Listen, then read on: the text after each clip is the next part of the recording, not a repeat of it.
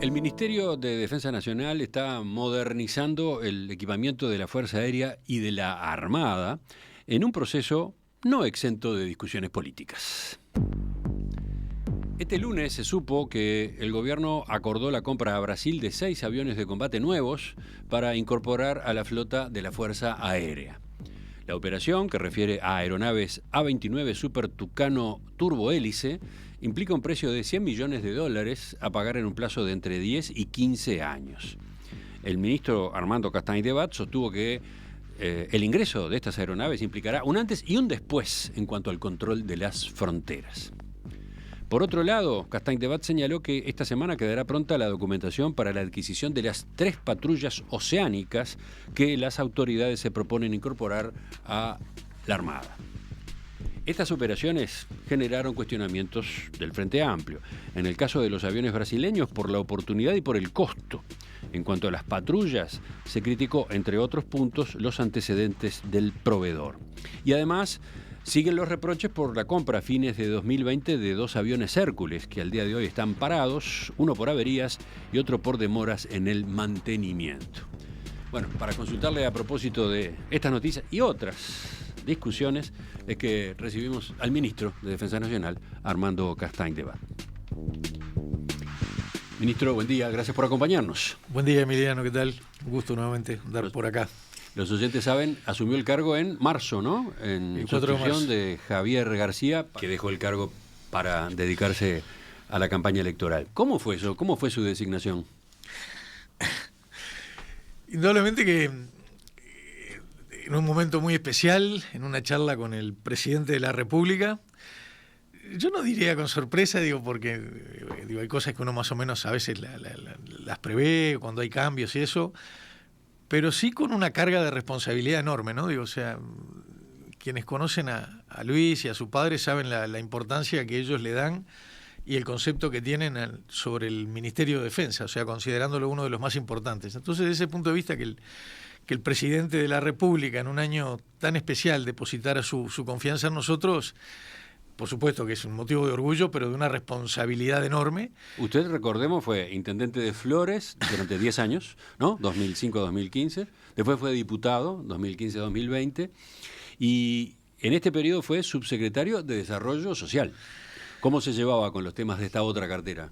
Bien, nosotros, me acuerdo cuando ganamos, recién hablábamos contigo fuera de micrófonos, nosotros en nuestra etapa esa de intendentes y diputados estuvimos a cargo de conformar un grupo de deportes porque había una idea de poder, en un principio hacía un ministerio, después nos dimos cuenta que era muy difícil, pero de darle una dimensión al tema deportes en el hipotético caso que llegáramos al gobierno.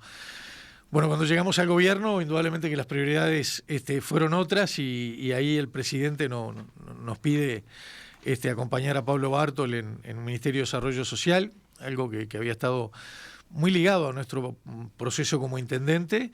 Y bueno, ahí estuvimos un tiempo, luego cuando Luis decide hacer un cambio, nosotros entendimos que más allá de discutir la pertinencia jurídica, ¿no? Es que no era conveniente, porque el que venía de ministro era mi yerno.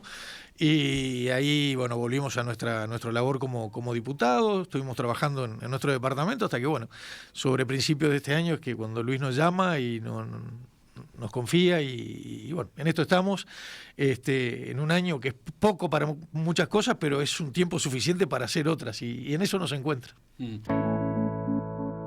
Hablemos entonces de estas compras, las que se están realizando para la Fuerza Aérea y la Armada. ¿Por qué se prioriza a estas 2 fuerzas en la modernización del equipamiento? Yo ahí, Emiliano, iré un poquitito para atrás. Hay una definición clara del presidente de la República cuando llega al gobierno y Javier García de ministro en un camino de fortalecimiento de las Fuerzas Armadas y en algunos casos hasta de recuperar la capacidad operativa de algunas en base a definición de prioridades. Este gobierno entiende que las Fuerzas Armadas están llamadas a jugar un papel muy importante en los desafíos que hoy tenemos, sobre todo en lo que es, por ejemplo, protección de nuestras fronteras, con los problemas ligados al narcotráfico, contrabando en algunos casos, a fortalecer nuestras fuerzas en cuanto a misiones de paz, que es de los grandes capitales que el país tiene por el profesionalismo que han demostrado las diferentes misiones que Uruguay ha integrado, la cantidad de operativos que tiene desplegados por el mundo. Y en esa línea fue que se comenzó por la más postergada de todas, que era la Fuerza Aérea, con la compra de los 2 Hércules, Hércules usados, o sea... se avanzó en eso sabiendo que había que llegar en algún momento a cambiar lo que era la fuerza de combate, los aviones de combate, que hacía más de 40 y pico de años que no se compraba uno nuevo. Del mismo modo, en esa línea de proteger nuestras fronteras, totalmente descuidado lo que es la parte de agua, ahí se avanza en tratar de adquirir 2 patrulleras en un proceso que ya tendría que estar terminado y sin embargo, bueno, todavía no se ha podido avanzar. Y al mismo tiempo, en el ejército también, o sea que no son solo en una fuerza, sino que yo creo que esto es un concepto más fuerte y es modernizar, fortalecer y recuperar capacidad operativa de nuestras Fuerzas Armadas. Sí, pero da la impresión de que el ejército tiene otra situación, sobre todo justamente por el hecho de la participación en misiones de paz de Naciones Unidas. De esa manera recibe equipamiento. De esa manera recibe equipamiento, es la llegada, por ejemplo, de estas Mambas, que son unos vehículos todoterreno destinados a contingente, pero al mismo tiempo, por ejemplo, ahora se está haciendo una licitación para la compra de más de 100, 110 vehículos, que los podríamos asimilar a los viejos Jeep Land Rover, modernizados, mucho mejores, más modernos, que es una licitación que está en curso. O sea que esta compra de estos vehículos que usted estaba mencionando, estos Jeep, eso es compra del Estado uruguayo. Eso es compra del Estado. No es material que viene de Naciones Unidas. Las Mambas son donación de Estados Unidos, destinadas específicamente, más allá de que están acá y se podrían usar acá, destinadas específicamente a misiones de paz. En este momento está el comandante en jefe Benassi y delegaciones de las 2 comisiones de defensa del Parlamento que están llegando, deben estar en Addis Abeba, llegan mañana a Goma. Con uno de los cometidos es ver si continúa o no la misión de paz en el Congo. Vayamos a el caso de la Fuerza Aérea en particular. Primero, la compra a Brasil de estos 6 aviones nuevos, A-29 Super Tucano, turbohélice, por $100 millones. La compra sorprendió. No existían noticias de que estuviesen los planes. Entonces, ¿cómo es? ¿Hace cuánto tiempo que ustedes vienen preparándola? Hace cuestión de unos 20 y algún días nos juntamos, porque la veo allá enfrente en el piso 11, el canciller Paganini, el comandante Luis de León de la Fuerza Aérea, el presidente Lacalle y yo, y ahí bueno se estudiaron las diferentes opciones que había arriba de la mesa. O sea, cuando nosotros llegamos ya se estaba estudiando, había posibilidad de aviones checos, posibilidad de aviones coreanos, posibilidad de aviones en los Pampa argentinos, diferentes opciones, hasta de unos chinos. Recordemos el estado en el que se encontraba la flota de la Fuerza Aérea. Hay una frase que se citó en la prensa esta semana, una frase de Guido Manini Ríos de noviembre de 2022, cuando estuvo en Durazno y visitó la base aérea 2. Uruguay está a un avión de perder toda su capacidad de control de su espacio aéreo. Es porque hay uno solo que está funcionando. Porque había uno solo funcionando, un Cessna A37B sí. Dragonfly. Parece que un año después la cosa sigue más o menos en los mismos términos. Se sigue empeorando. Digo, el tema es que en Uruguay tenemos una capacidad de recuperar y atar todo con alambre, que es maravilloso lo que hacen nuestros mecánicos, pero la realidad es que Uruguay tiene que dar un salto en esto, y por eso yo, antes de discutir si los tucanos sí o los super tucanos sí o no, yo creo que aquí lo que hay de este gobierno es una definición muy clara en cuanto a avanzar en tratar de proteger de la mejor forma y blindar de la mejor forma nuestras fronteras. Luego de esa reunión vamos a Embraer Brasil a ver las opciones. Se nos presenta la opción de los Super Tucano.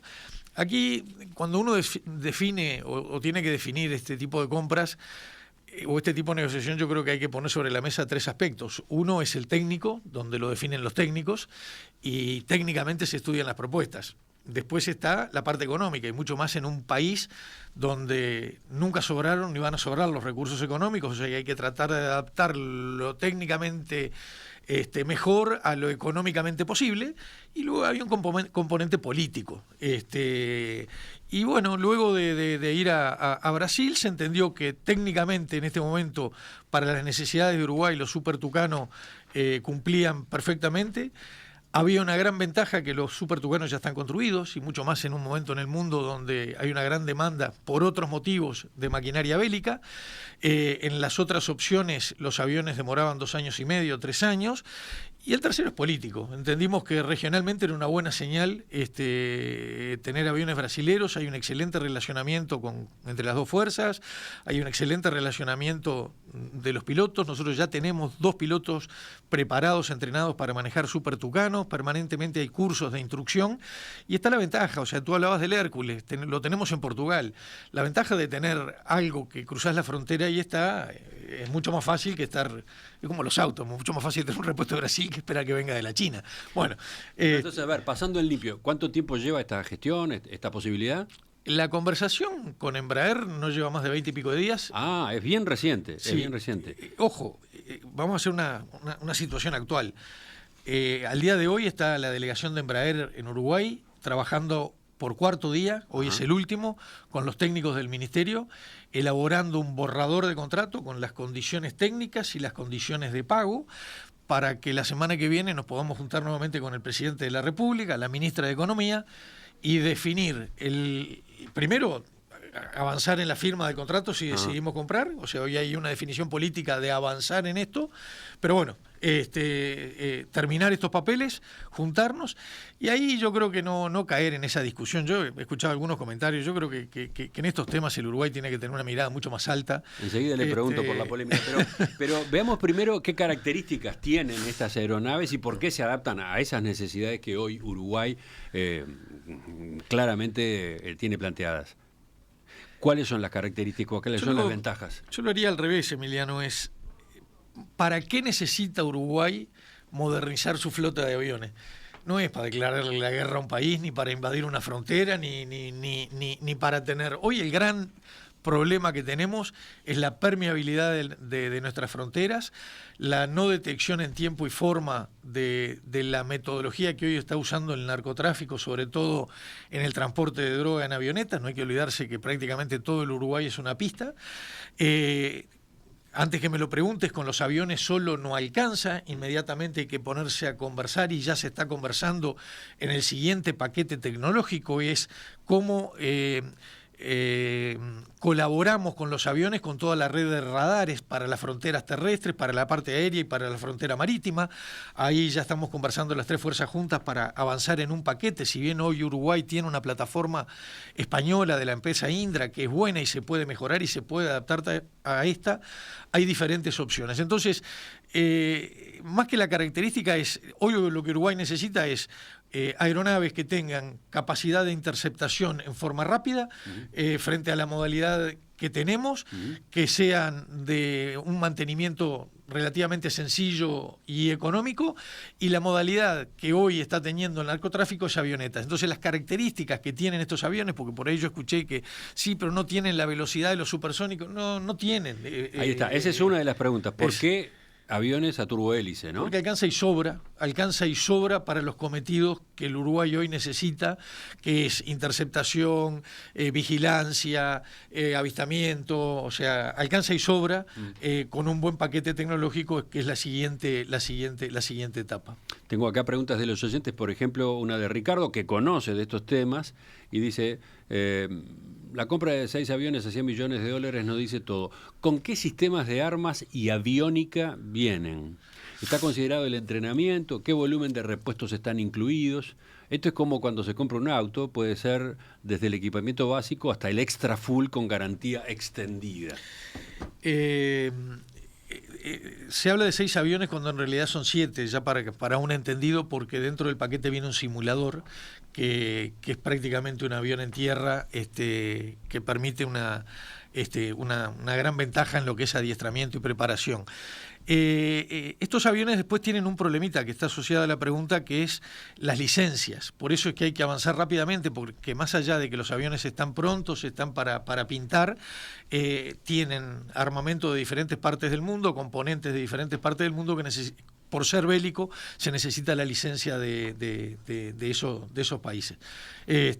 Ahora, en cuanto al milímetro exacto de la munición, te traigo a Luis de León, que es el experto en el armamento de los supertucanos. Estaba la pregunta también a propósito de la autonomía, ¿no? La autonomía son 5 horas, estos vienen, ayer la pregunté justo anoche, estuvimos cenando en la Fuerza Aérea con ellos, fue una de las preguntas, te da en condiciones normales 5 horas de autonomía, con el tanque que viene supletorio que se compra en el paquete, que no son solo aviones, sino que hay un paquete tecnológico, alcanza las 7 horas, o sea, 7 horas sobrevolando Uruguay, lo recorres varias veces.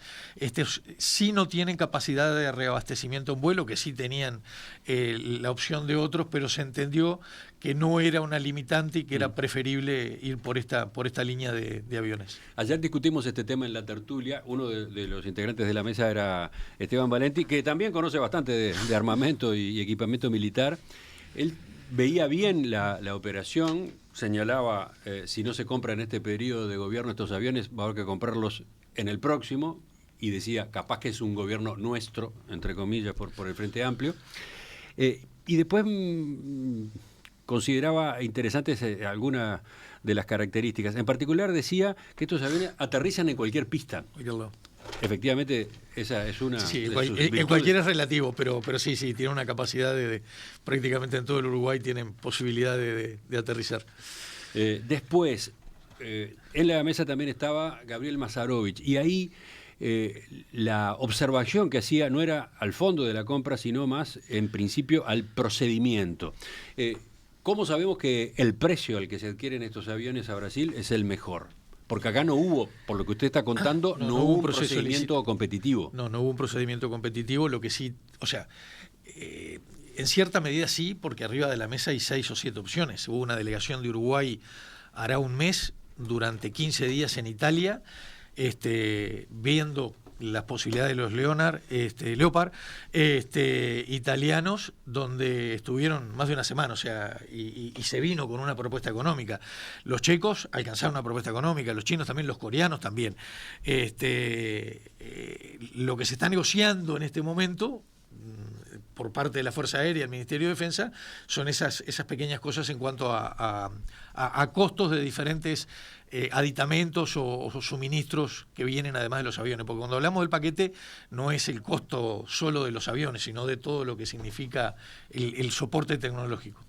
En cualquier caso, estas aeronaves van a tener que ser pagadas por el próximo gobierno y el siguiente todavía, ¿no? Porque se maneja incluso la posibilidad de 15 años de pago. Esas son las opciones que tenemos que definir con el presidente de la República y la ministra de Economía.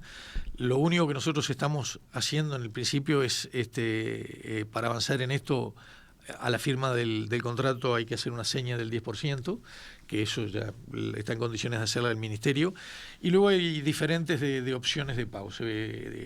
Esto es tipo avance de obra, o sea, porque los aviones no van a estar todos ahora, sino que hay que esperar las licencias esas, más allá de que están construidos los aviones.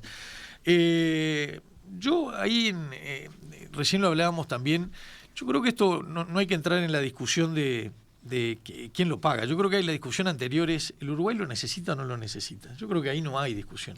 Hubo una discusión por ese lado esta semana. Desde algunos sectores del Frente Amplio se pidió reflexionar a propósito de las prioridades a la hora de asignar recursos, ¿no? Los mismos que yo no voy a entrar en una discusión política, digo, porque aquí tendríamos para hablar de yo soy de los que a mí me tocó ir un 2 de enero al Parlamento a votar una refinanciación de 600 millones más 200 millones, o sea, yo no voy a... Usted está hablando de la crisis de del la CAP. crisis, pero entonces, ¿sabes cuántos supertucanos? Yo creo que el Uruguay y el sistema político tiene que tener una madurez por encima de eso. No importa, o sea, por supuesto que importa lo que se perdió, pero yo creo que esto no lo tenemos que mirar con mezquindad política, sino que, bueno, el Uruguay necesita esto, estamos huérfanos. Los escáneres del otro día, nadie discutió, o sea, sabemos que el puerto nuestro tiene muchas carencias. Usted se refiere ahí a los dos escáneres nuevos que acaban de llegar, se están instalando en el puerto. Todos sabemos que el Uruguay tiene que blindar sus fronteras, todos sabemos que tenemos que dejar de lado ciertos preconceptos que hay y lamentablemente todavía existen sobre las Fuerzas Armadas, y las Fuerzas Armadas en este país están llamadas a jugar un papel importantísimo en la defensa de la soberanía, en la protección de la frontera, en la lucha contra el narcotráfico, el ejército, las 3 armas en la ley de fronteras. Entonces, hablar de prioridades sería entrar en una discusión. Si tú me decís, por comprar esto se desmanteló el MIDES, no se hicieron políticas sociales, te la puedo llevar. Ahora, esta discusión la puedo dar con cualquiera en lo que ha sido la inversión de este gobierno en políticas sociales, en prioridades hacia la primera infancia. Lamentablemente, vuelvo a lo del principio, o sea, la frazada generalmente es corta y hay que definir prioridades. Imagínate si llegamos a tirar arriba de la mesa en un año electoral este tema, y bueno, capaz que pasamos 3 años discutiendo si compramos sí o no aviones. Los aviones se necesitan. Yo estoy convencido que los vamos a pagar nosotros y los vamos a usar nosotros porque vamos a ganar, pero si nos toca perder, los va a usar el Frente Amplio y los va a necesitar el Frente Amplio. Bueno, pero justamente teniendo en cuenta eso, de que el pago no se agota en este periodo de gobierno, ¿no debió informarse antes a la oposición en el Parlamento? Emiliano, el arte de gobernar es tomar decisiones. Lo estuvimos discutiendo, si el paso previo era o no. Y como entendimos, porque en el paquete también estaba un avión de transporte de gente, dijimos, no, saquemos esto, centrémonos no solo en esto que es una necesidad sí o sí del país. Hay versiones taquigráficas de legisladores del Frente Amplio hace un año por ahí reclamándole al ministro García qué pasaba, que ya habían pasado más de 2 años y la Fuerza Aérea seguía desmantelada. O sea, los mismos legisladores del Frente Amplio estaban reclamando la modernización y readecuación de la Fuerza Aérea. Entonces, no, pero acá yo estoy hablando del relacionamiento con la oposición, de la forma de informar o cuándo informar a la oposición en particular, al Parlamento, ¿no?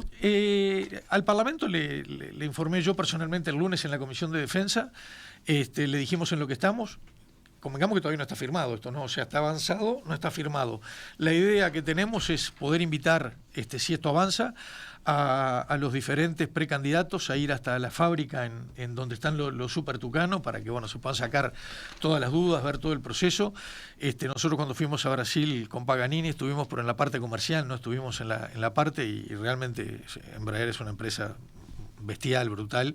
Así que la idea nuestra es avanzar. Cuando esto esté definida la compra, poder ir, si tienen interés, los diferentes precandidatos hasta la fábrica de Embraer en Brasil. Si entiendo bien, se precipitó esta semana la comunicación porque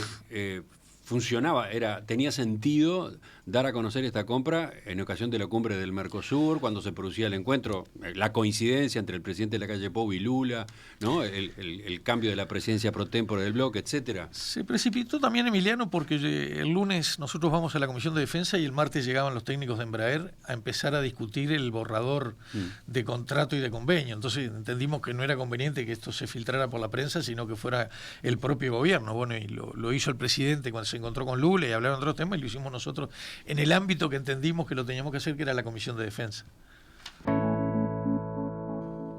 Algunas preguntas más sobre estos aviones, sobre los 6 aviones Super Tucano, antes de pasar a otros temas.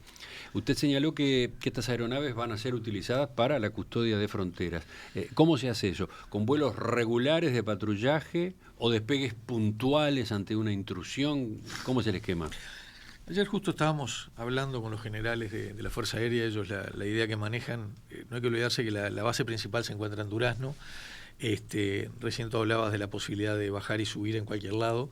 La idea que ellos manejan en un principio es tener 2 apostados en Durazno, 2 en el norte del país. Ellos manejan la posibilidad de Tacuarembó. También se puede estudiar con el concesionario de los aeropuertos la posibilidad de usar alguno de los aeropuertos y tener dos en reserva. La operativa es exmixta. La operativa, en la medida que Uruguay logra avanzar en la siguiente fase, en un blindaje tecnológico de sus fronteras, cosa que hoy tenemos radares, pero tenemos carencias muy grandes, que esa es otra discusión, más que discusión, yo creo que hay que asumir que Uruguay tiene que avanzar en mejorar tecnológicamente lo que hoy tiene de radares. También se usa mucho como patrullaje, o sea, pero ahí es una interacción entre lo que es la parte tecnológica de detección y el piloto, o sea, estamos hablando de que en pocos minutos está en cualquier parte del país, ¿no? También es cierto que las avionetas con droga en pocos minutos están afuera del país, ¿no? O sea, el Uruguay, por sus dimensiones, hay que buscar algo rápido, que fue un poco lo que se buscó con esto. Uruguay tiene reglamentada una ley de derribo, ¿no? Incluida en la LUC. Sí. Estipula una escalera de acciones a desarrollar frente a un avión, ante un avión que vuela de manera irregular, ¿no? 5 fases, dice usted: disuasión, comunicación, identificación y acompañamiento, y eventualmente neutralización del vuelo hostil, o sea, bajarlo, ¿no? No, antes de eso... ¿Cómo se utiliza hasta ahora? Es que hasta ahora... Hasta ahora es una norma simbólica. Y bueno, no, es primero, por la característica geográfica de Uruguay, en los tiempos, porque hay de primera fase a la fase 5 y pueden transcurrir de 7 a 10 minutos, en la medida que las comunicaciones sean exactas. Ahí la más práctica es cuando tú hablas de disuasión. Hay un sistema de estos aviones en el cual permite disparar de costado se me explicaban técnicamente, o sea, con un proyectil que se ve, ¿tá? Antes de llegar a la etapa de derribo, o sea... Con estos aviones nuevos, con estos aviones nuevos hay una posibilidad de que realmente la disuasión sea disuasión. Ojo, todo hace pensar que así como cuando se instalen los escáneres en el puerto de Montevideo funcionen, el tráfico de droga va a ser menor por ahí. Lo que no va a pasar es que quienes quieren sacar droga la dejen de sacar. Van a inventar otra cosa. Y ahí tendremos que proteger de mayor forma el mar para que no se pueda hacer trasiego. Tendremos que proteger nuestra frontera para que no la tiren o no la bajen. Y bueno, y esto va un poco en línea con eso, ¿no? Decíamos, la adquisición de los Super Tucano está relacionada con la instalación de radares nuevos. ¿Cuándo se concreta? No. Uruguay ya tiene capacidad y no es menor, es una empresa de primer nivel, la Indra española, y ahí hay diferentes posibilidades. O se va por un paquete nuevo con otra empresa, o se le pide a Indra una cotización que ya se hizo para adaptar los software más allá de la compra de algunos radares móviles que el Uruguay está necesitando, o sea que eso... Yo te diría que es casi simultáneo, ¿no? O sea, ¿para qué? O sea, ¿cuál es el paso que falta dar ahora en esa materia? Definir cuál va a ser el soporte tecnológico, si avanzamos con quien hoy ya tiene radares en Santa Clara, en el aeropuerto, o vamos por un paquete tecnológico nuevo, que hay diferentes ofertas. La ventaja de los radares es que no llevan un proceso de construcción tan grande, tan largo, digamos, como los aviones. Argentina tiene un muy buen sistema, han estado yendo varias veces a la fábrica que queda en Bariloche. Este año inclusive ya van como 3 viajes, es otra de las opciones. Ahí hay que tomar una definición y ver por dónde se va. ¿A los efectos de qué? ¿De tener radares? ¿Dónde? ¿Cómo? La idea es tener un paquete que abarque las 3 fuerzas, que cada fuerza determine cuál va a ser su función y a interpretación de las señales. Hay un intercambio entre ellas, pero que nos cubra todo lo que es marítimo y todo lo que es terrestre del Uruguay, terrestre y aéreo, ¿no? Volviendo por un minuto a los aviones, los pilotos y mecánicos uruguayos tienen que pasar por una instrucción especial. ¿Ya están pasando? ¿Cómo es esto? Ahí tenemos un problema grande, es que generalmente el Ministerio de Defensa, no solo en la Fuerza Aérea, ¿no?, sino en las 3, en la Armada, en el Ejército y en la Fuerza Aérea, el Uruguay como país invierte en capacitación, invierte en especialización, y rápidamente el mercado lo lleva hacia una empresa privada. O sea, ese problema lo tenemos siempre, cada vez más agudizado. Este no es un año de hablar de mejoras salariales, pero los funcionarios públicos peor pago en este país son los del Ministerio de Defensa. Esa será otra discusión para dar. Es una realidad que tenemos que luchar contra eso, pero también tenemos una ventaja. Esta posibilidad de compra de aviones ha despertado una gran expectativa en los que son amantes y les gusta esto y lo siguen, hacen esa carrera, y yo creo que va a ser una inyección de nuevos pilotos y de nuevos jóvenes que van a abrazar la Fuerza Aérea. De la misma forma que cuando vengan las patrulleras, que necesitan más de 60, 70 personas por patrullera, va a despertar el entusiasmo de muchos jóvenes de poder acercarse a esa carrera. Pero la pregunta era, ¿se necesita una instrucción especial? Sí. Hoy te dije que el Uruguay ya tiene 2 preparados, que ya los preparó. Bien. Y si esto se firma, rápidamente Brasil nos comienza a preparar.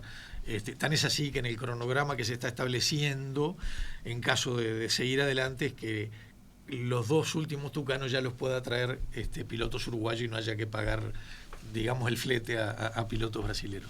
Hay más preguntas para el ministro de Defensa Nacional, Armando Castaing de Bat, sobre estas compras que se están realizando para las Fuerzas Armadas. Queda, por ejemplo, hablar del avión Brasilia, ¿no?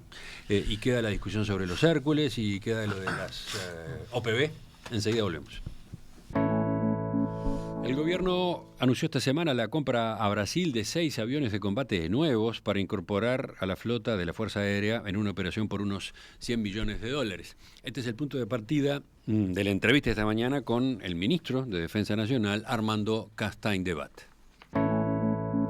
Sigamos en el capítulo de aviones por ahora, ministro.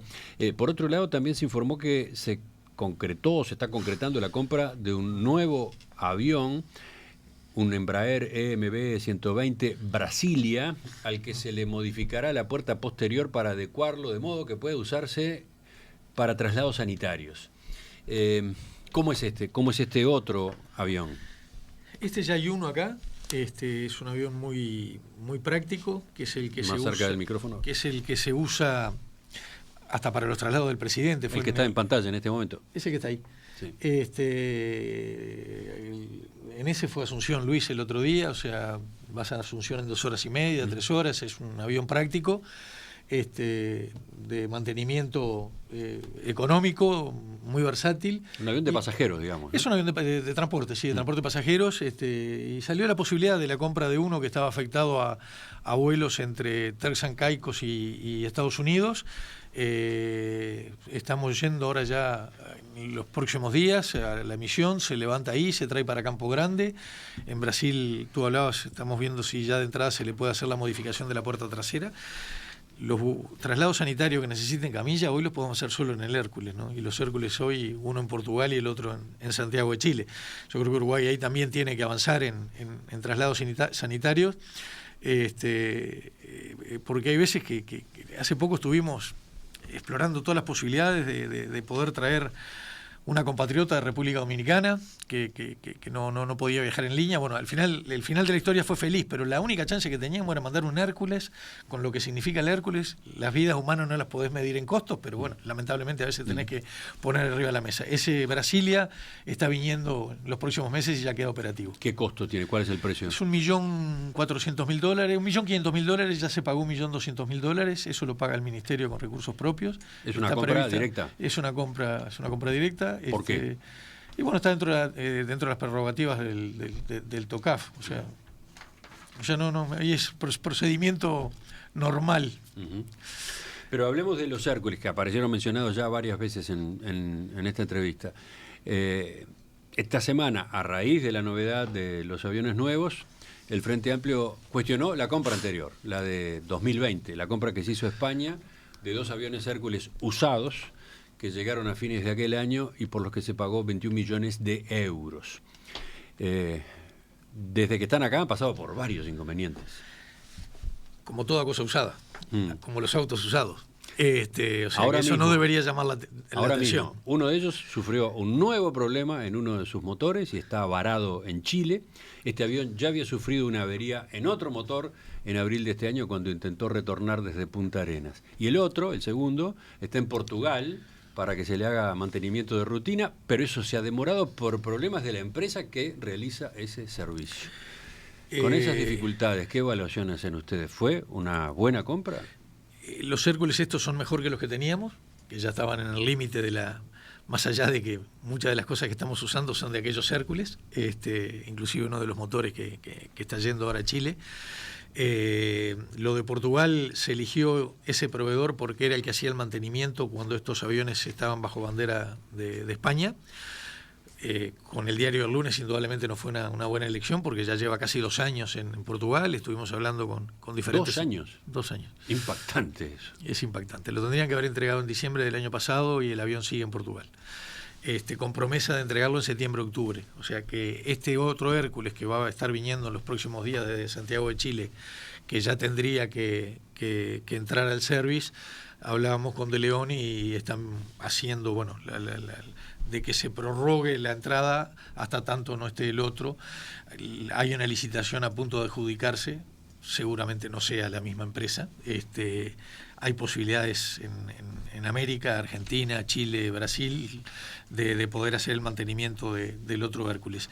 Después lo de las roturas es como todo auto viejo, o sea, Uruguay compró lo que podía, indudablemente. Si partiéramos de cero es mucho mejor tener un avión de cero. Ahora, la última vez que se compraron aviones de cero en Uruguay fue un Cessna en el 90 y pico y aviones de combate en el 81, o sea que tampoco esto yo creo que trascendió todos los gobiernos de todos los partidos y por una razón el Uruguay tiene aviones viejos. En el caso de las armadas, de la armada que hablábamos, que íbamos a hablar, el último barco de cero que compró el Uruguay fue en el año 81.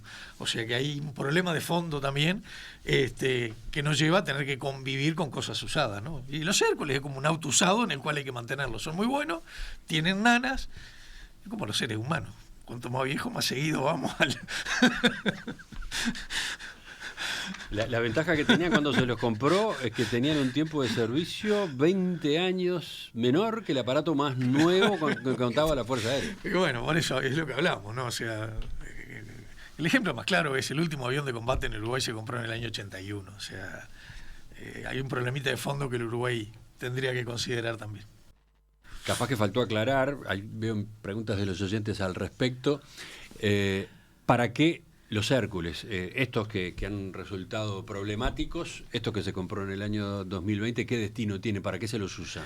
No, bueno, fundamentalmente de transporte, ¿no? O sea, en el tema Antártida, que es una apuesta fuerte del Uruguay, que este año está cumpliendo 40 años la misión antártica, es un antes y un después de poder trasladar en Hércules, va a trasladar en barco, ¿no? Y si vamos los barcos también, los barcos que teníamos para la Antártida eran bastante vetustos. En este caso, por ejemplo, de que con Brasil el traslado de UPAs, el traslado de personal, traslado interno dentro del Uruguay, o sea, no son aviones necesarios, los tienen todas las fuerzas aéreas, ¿no? Yo creo que eso no está en tela de juicio ni de discusión. Por otro lado, usted informó esta semana que está por quedar pronta la documentación para la compra de las 2 patrullas oceánicas que el gobierno se propone incorporar a la Armada. 92 millones de dólares, ¿no? Sí. Se va a pagar 55% en esta administración, 45% en el próximo gobierno. ¿Qué importancia tiene este nuevo equipamiento? Empecemos por ahí.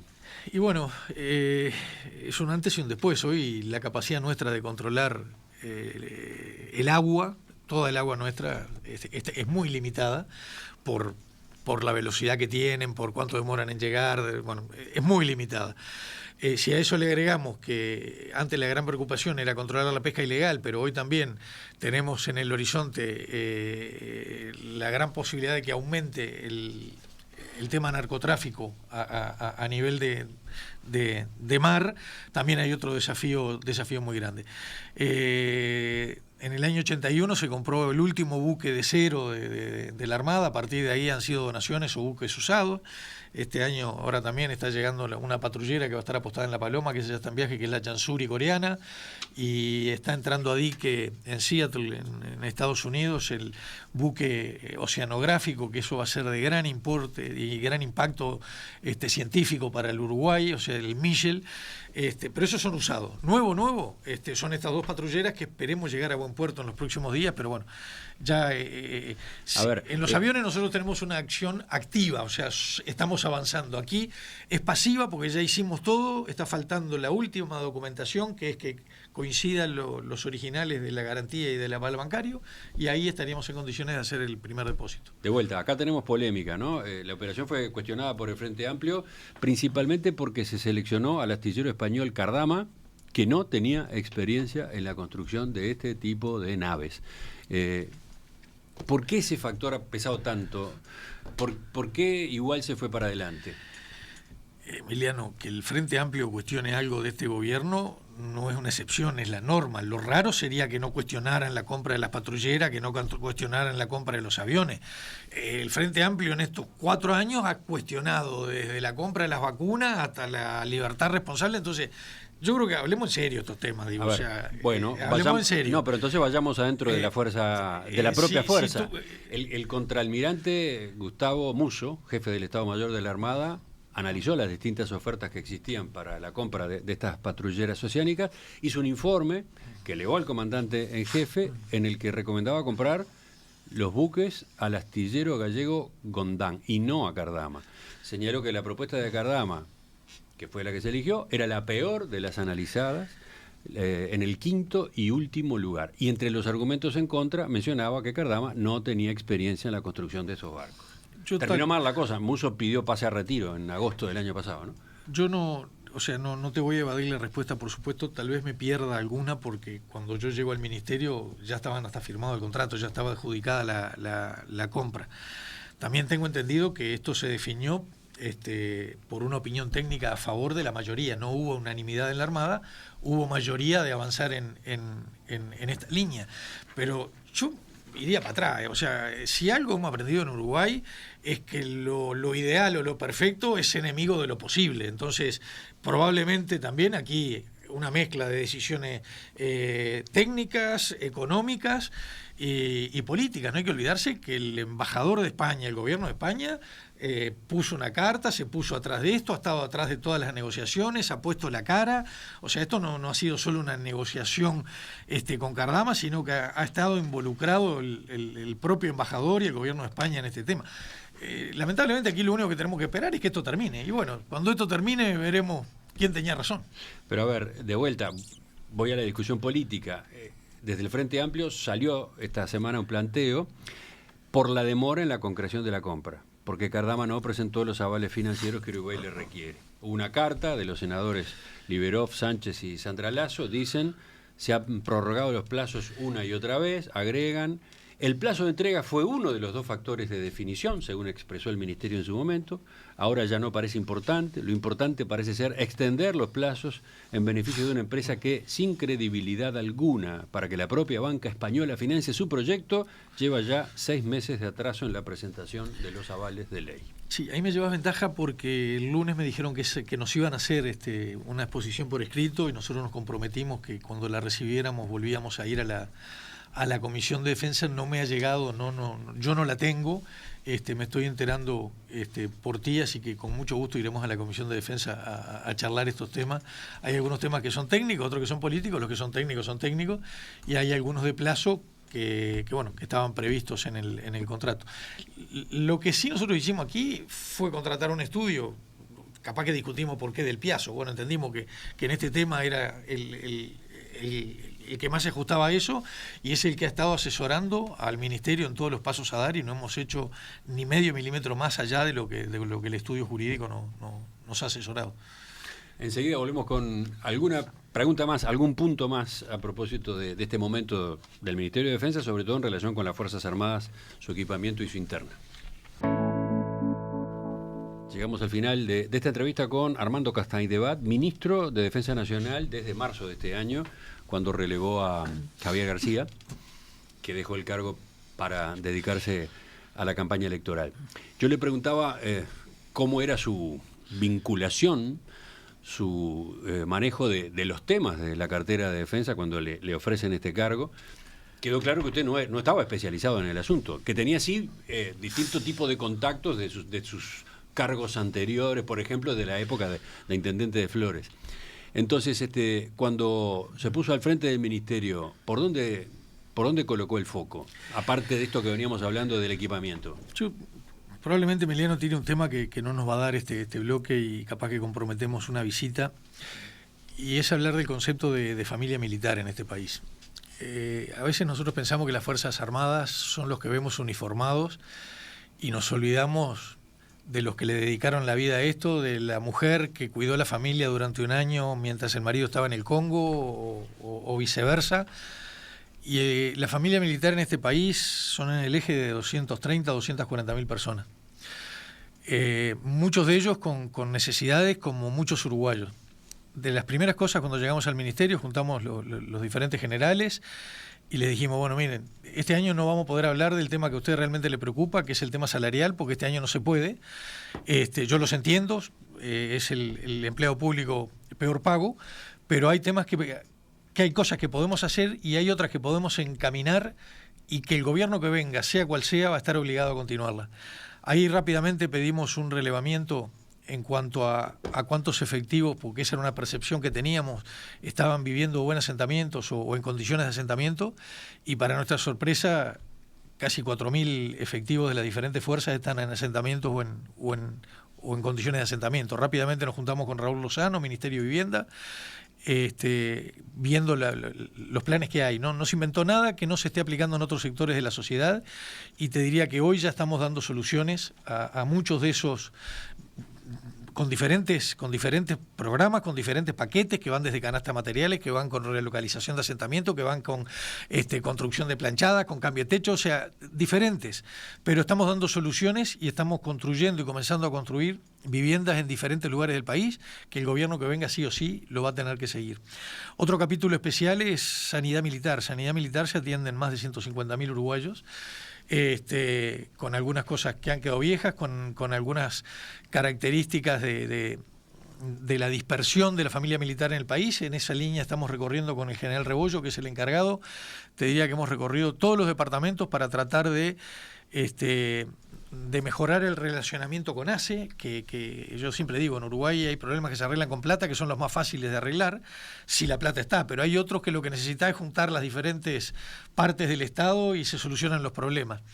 En esa línea estamos trabajando. Ahí hay una línea de trabajo que nos preocupa enormemente. Yo recién te comentaba fuera de micrófono por las características de los efectivos militares, que muchos son de frontera, viven en Montevideo, no tienen posibilidad de ver a la familia, ver a su novia, focos depresivos, tenemos de las tasas de suicidio más grandes. Hoy estamos haciendo la contratación más grande de psicólogos, asistentes. No vamos a evitar todos los suicidios, pero por lo menos vamos a hacer lo humanamente posible para mejorar en esa línea.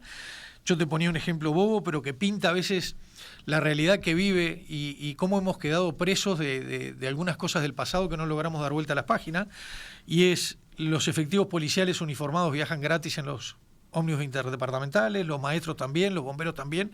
Sin embargo, los efectivos de las Fuerzas Armadas no tienen esa posibilidad. Un soldado que sea de Artigas, que esté aquí en Montevideo cumpliendo funciones, gana 28 o 30 mil pesos, ir a ver a su familia le significa una vez al mes 3.500 pesos. Bueno, la semana que viene estamos firmando un convenio con ANETRA, en la cual se le va a dar a todos los efectivos militares que cumplen funciones fuera de su lugar de origen o donde tienen sus afectos o su familia, 2 pasajes por mes, lo que creo que es una ayuda muy grande. Esto es para las 3 fuerzas. O sea, el convenio es con la Asociación de Transportistas, Transporte de Pasajeros. Y el Ministerio de Transporte, que es quien regula. Pablo Lavandera, la verdad que aquí ha sido un fenómeno y hemos encontrado una receptividad muy buena. Y uno se pregunta, ¿por qué llegamos a esto en Uruguay? Y yo creo que todavía estamos viviendo, lo hablábamos contigo, nosotros por nuestra edad vivimos el último proceso dictatorial, y yo me acuerdo, sí, yo iba a Facultad Veterinaria de Túnica y el pelo no me podía tocar el cuello, pero no por eso lo tengo que estar trasladando al 2024. Y yo creo que el Uruguay todavía está preso de algunas cosas que nos hicieron mal. Y ojo, esto, la mirada para todos lados, ¿no? O sea, recién hablábamos otros temas también que lamentablemente el paso del tiempo no permiten llevarle tranquilidad a alguna familia. ¿Usted se refiere ahí al destino de los desaparecidos? Al destino de los desaparecidos, que es un tema muy sensible, que también se está encarando. Por eso yo creo que el ejército tiene que ser motivo de preocupación de cualquier gobierno, no por si se gastan 100 millones en aviones, que también está bueno que lo discutamos, es necesario que lo discutamos, pero hay un 10% de la población de este país que forma parte de la familia militar, que muchos de ellos están pasando mal y que muchos de ellos han quedado presos de una estigmatización que se hizo en este país después del último proceso. Y bueno, quienes estamos en funciones de responsabilidad política, estamos tratando de poner nuestro granito de arena para avanzar en ese sentido. Sí, da para bastante más. Este aspecto que usted pone sobre la mesa ahora en el final de la entrevista queda por lo menos resumido, lo desarrollamos en otra, si le parece bien. Encantado, y nos queda el otro tema que te dije, que una de las cosas cuando el presidente me plantea, yo pedí para traer una sola persona, que es la que está relacionada al deporte. El Ministerio de Defensa es el que tiene, junto con los gobiernos departamentales, la mayor infraestructura deportiva de este país. La mayoría de ella la tiene en condiciones malas y ahí hay que hacer un trabajo para aprovechar y convenios con la sociedad y poder utilizar esa inmensa infraestructura deportiva que hay a lo largo y ancho del país en beneficio de la sociedad entera, que es un tema interesantísimo. Queda anotado también, sí, para la próxima. Doctor Armando Castañeda, ministro de Defensa Nacional, le agradezco que nos haya acompañado esta mañana. No, gracias a ti, Emiliano, y por supuesto, y si Dios quiere no va a ser la última vez que nos vamos a encontrar por acá.